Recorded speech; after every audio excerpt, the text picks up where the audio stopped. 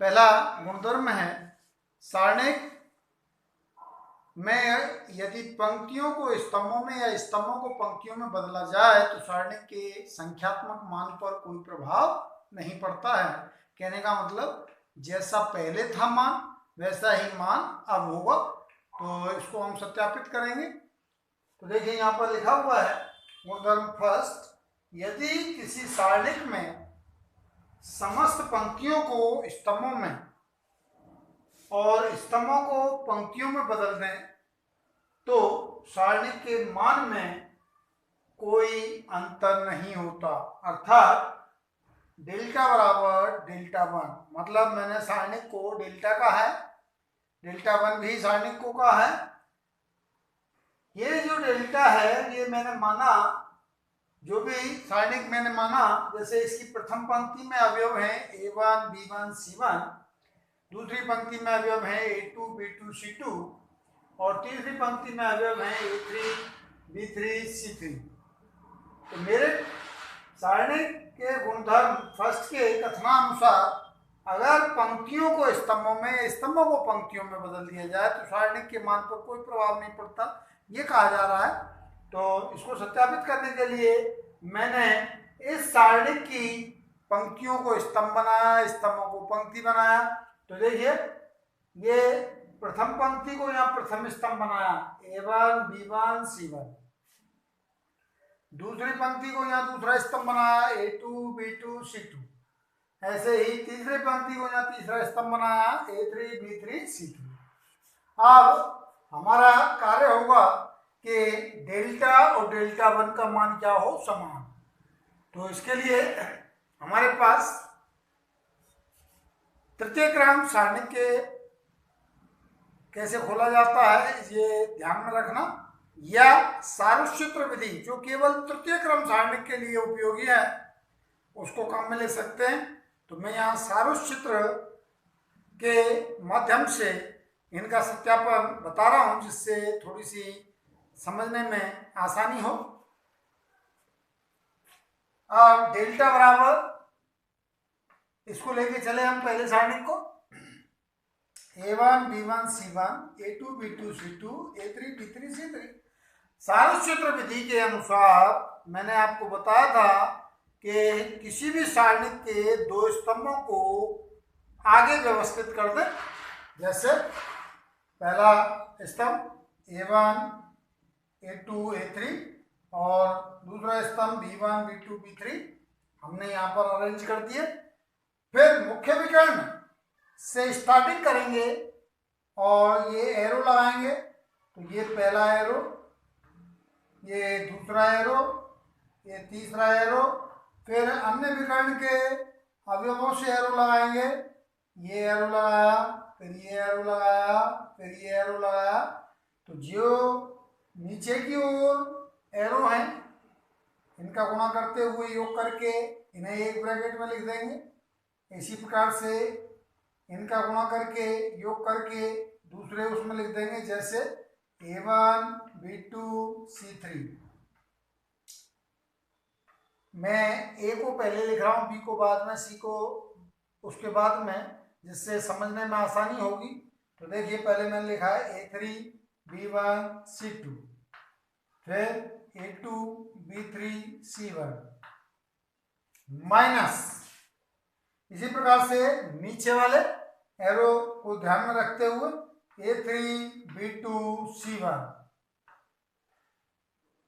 A1 B3 C2 A2 B1 C3, ये हमने अलग ब्रैकेट में लिखे, इनका योग किया, इनका योग किया।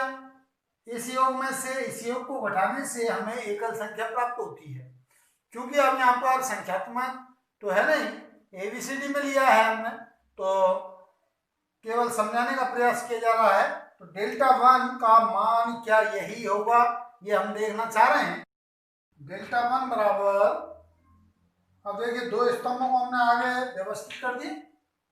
तो A1 B1 C1 और A2 B2 C2 को आगे व्यवस्थित किए। सारुचित्र का उपयोग करने के लिए हमने मुख्य विकर्ण के अवयव से स्टार्ट किया।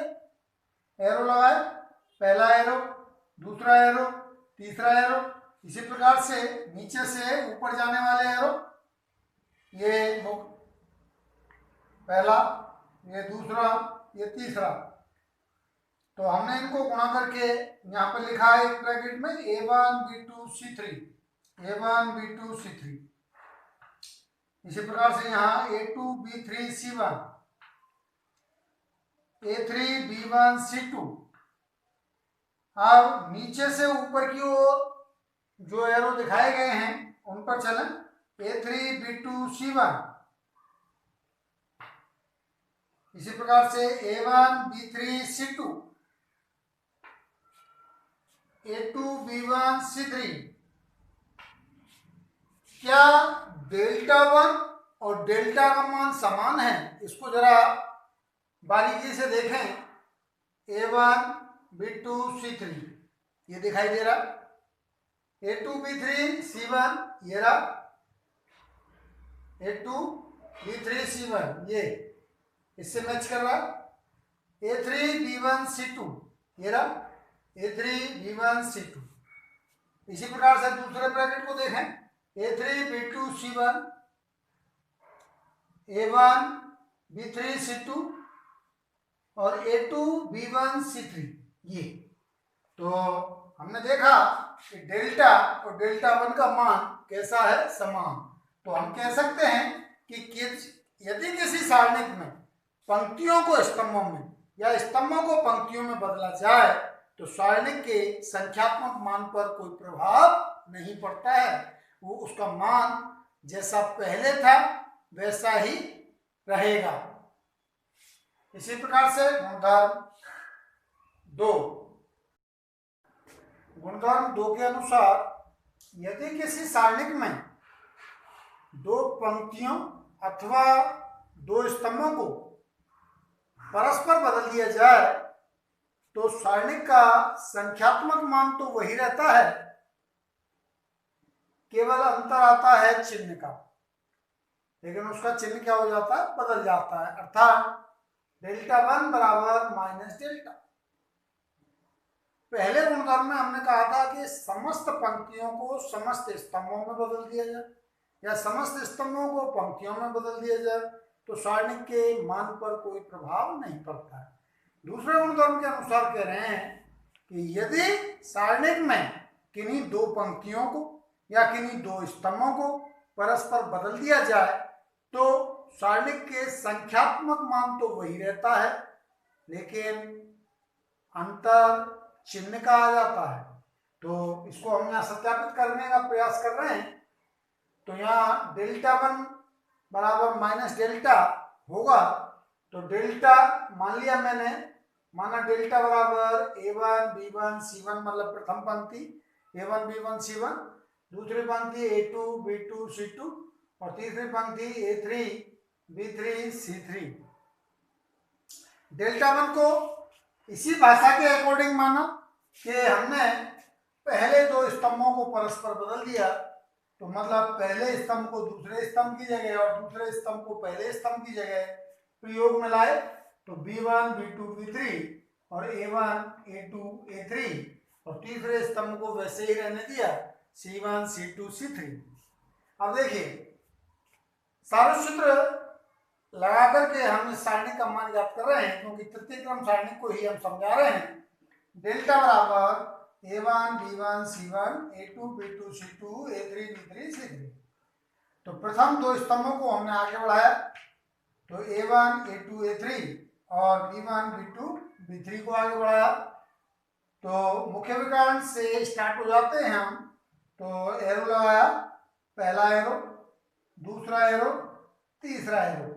इसी प्रकार से अन्य विकर्ण के अवयवों से हम नीचे से ऊपर की ओर एरो लगाते हैं। ये A3 B2 C1, फिर B3 C2 A1, फिर C3 A2 B1।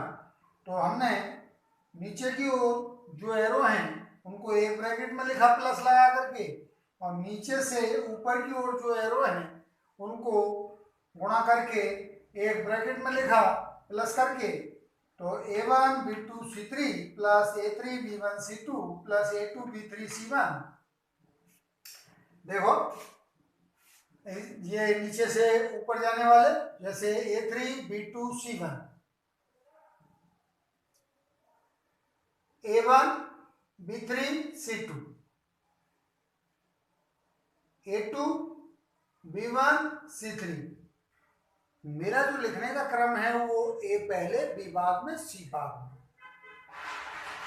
इसी प्रकार से डेल्टा वन को तैयार किया आपने, तो ये डेल्टा वन है। डेल्टा वन में प्रथम स्तंभ है B1 B2 B3 और दूसरा स्तंभ है A1 A2 A3। तो इन दोनों स्तंभों को हमने आगे व्यवस्थित किया, B1 B2 B3 A1 A2 A3। फिर वही प्रक्रिया फिर से दोहराई, B1 A2 C3, इन तीनों को गुणा करें, फिर A1 B3 C2 इनका गुणा किया। इसी प्रकार से A3 B2 C1 इनका गुणा किया। नीचे जो एरो जा रहे थे उन सबको एक ब्रैकेट में लिखा। अन्य स्थिति में जो एरो दिखाए गए हैं, कहने का मतलब नीचे से ऊपर की ओर, तो उनको हमने अलग ब्रैकेट में लिखा। A2B3C1, A2B3C1। इसी प्रकार से यहाँ पर A3B1C2, ऐसे ही यहाँ पर A1B2C3 दिखाया। लेकिन अब हम यहाँ पर डेल्टा वन की तुलना करें, देखिए ये यहाँ पर जो पहला ब्रैकेट दिया हुआ है वो यहाँ पर दूसरा ब्रैकेट है। जरा देखें, A2B1C3 ये है, A1B3C2 ये है, A3B2C1 ये है। अब जो यहाँ पर पहला ब्रैकेट है वो यहाँ पर दूसरा ब्रैकेट है, जरा ध्यान से देखें, A1B2C3, A1B2C3, A3B1C2, A3B1C2 और A2B3C1, A2B3C1। तो इसका मतलब हमें माइनस को कॉमन लेना होगा, तो माइनस कॉमन लेते ही ये क्या हो गया, डेल्टा वन बराबर माइनस डेल्टा। इसी प्रकार हम गुणधर्म 3 को सत्यापित करेंगे।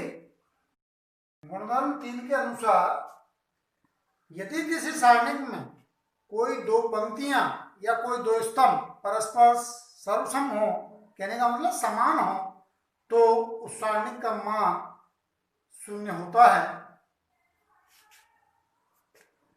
इसमें हमने इसी प्रकार से सारणिक को माना डेल्टा बराबर, पहली पंक्ति में अवयव लिखे A1 B1 C1, तो मैंने दूसरी पंक्ति भी पहली पंक्ति के समान ही मान ली, A1 B1 C1, और तीसरी पंक्ति वैसी अलग की, A3 B3 C3। अब मैंने इसको हल करना चाहा, क्योंकि यहाँ पर पहली पंक्ति और दूसरी पंक्ति कैसी है, समान, और सारस्वत के अनुसार हम प्रथम दो स्तंभों को आगे व्यवस्थित करके लिखते हैं। तो यहाँ के प्रथम दो स्तंभ A1 A3 और B1 B1 B3 को मैंने आगे करके व्यवस्थित किया।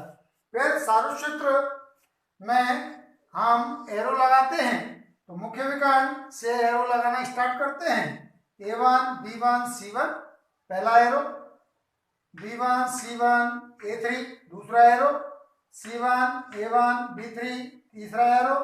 अब नीचे से ऊपर जाने वाले एरो A3 B1 C1, इसी प्रकार से B3 C1 A1 और C3 A1 B1। तो मैंने यहाँ पर ऊपर से नीचे आने वाले, मतलब नीचे की ओर इंगित एरो को एक ब्रैकेट में लिखा, ऊपर की ओर इंगित एरो को दूसरा ब्रैकेट में लिखा।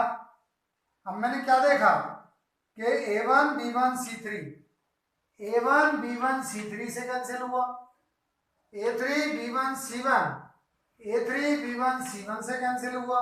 इसी प्रकार से A1 B3 C1 A1 B3 C1 से कैंसिल हुआ और हमें रिजल्ट प्राप्त हुआ 0। इसका मतलब अब जब कभी भी हमें सारणिक में कोई दो पंक्ति या दो स्तंभ समान दिखाई देंगे तो हमें प्रसार करने की आवश्यकता नहीं है, उस सारणिक का मान हमें शून्य लिख देना है। कहने का मतलब उस सारणिक का मान निश्चित तौर पर शून्य होगा। तो अब देखते हैं हम गुणधर्म 4 को।